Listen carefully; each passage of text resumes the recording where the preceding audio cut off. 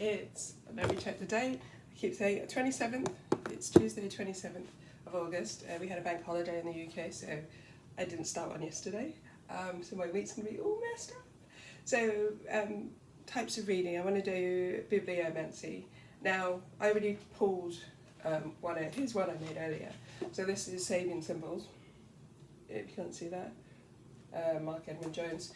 Now, I pulled 429, butterfly emerging from chrysalis. Now, with Sabians, you do read the opposite. They are read in pairs. And that's 29 Aquarius. 29 Leo is a mermaid. Now, what this does conjure up to me, now bear in mind we have quite an interesting week. We have pretty much a lot of planets in Virgo. So we have Venus, and we have Sun, Venus, and we have Mars in Virgo, Mercury. And we have a new moon in Virgo, at 6 Virgo, later on this week. So it's, and then everything actually in Virgo is going to be trining Uranus. So we might have forgotten about Uranus for a while because there's all this other stuff that's happening in Earth signs, which is the Saturn, Pluto, and nodes. But we still have Uranus tucked away in Virgo, in Taurus, which is going to be trine. So it was set off, I think, yesterday by Venus. It's going to be set off, I think it's today or tomorrow, by Mars, by trine.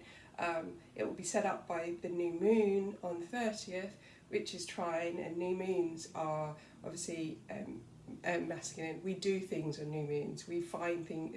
Well, when I say we find things out, we have a tendency with new moons. They're drivers and motivators.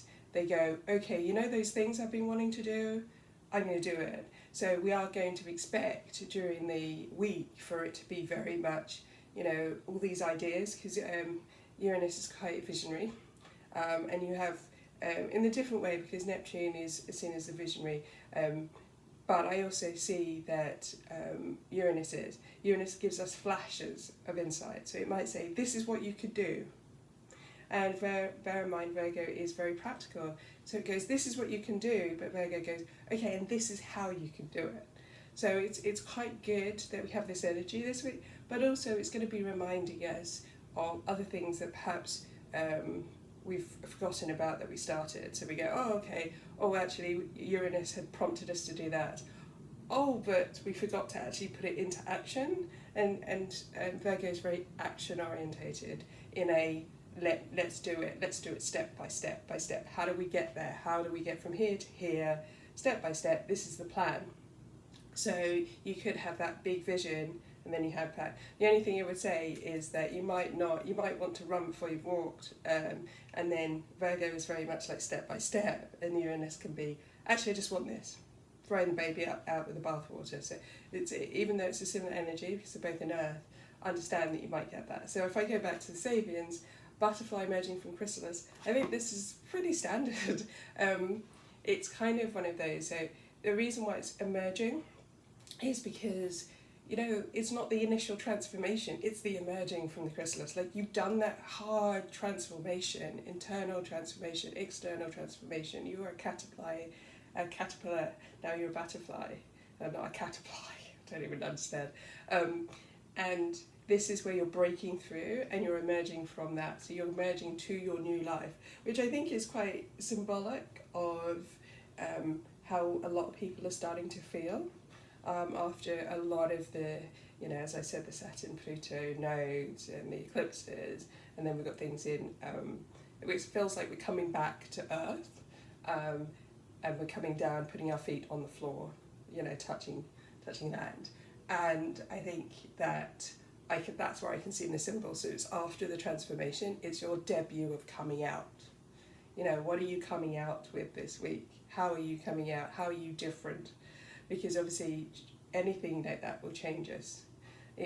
We're different. We see things different, our perception is.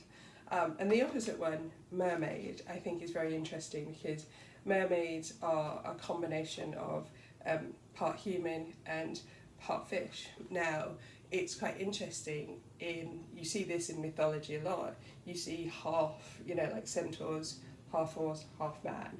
So it's always the linking between two. So you could actually say the watery depths of your subconscious, unconscious, is one half, but actually there is that kind of logical, rational human self as well. So it's about blending those together, and you can actually, in the water, because obviously mermen are in the water, so actually they can still, your logic and things like that can be married with your, the more nebulous parts of yourself, which is, kind of makes sense because Neptune is still in the background, in the background there, having a word.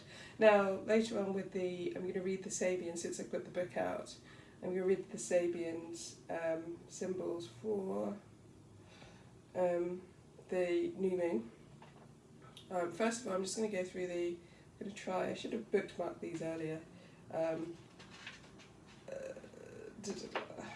trying to find yes, I should have bookmarked. The Sabian, which is 7, it'll be 7 because you round up, by the way, always remember you round up the Sabian symbols. A harem, 7 Virgo. Who doesn't want a harem? So, I'm reading that. I'm not going to read the whole, and then you would read the opposite Pisces, across lying on rocks. Well, for me, when I read that, I think very much of a sense of being unconventional. Harem is a group, and obviously your mind always goes to a sexual harem. Well, my mind does anyway. Is getting grouped together, but maybe in an unconventional way. It's not in a, and you are connected. You're a connected group. Your harem is a group of you that are connected, perhaps in a non-traditional way, but you're there to do something. So I see that very much, and that's probably not the tradition I've read that, but I kind of feel like it's a coming together of a motley crew of people that are there for a genuine reason that are brought together, and they're there to do something. So we've got that coming on the 30th. We've got a lot of action this week. I'm personally going to make a vision board, but just because I think that it's a really great time to harness all the stuff that is coming up, all these flashes of insight.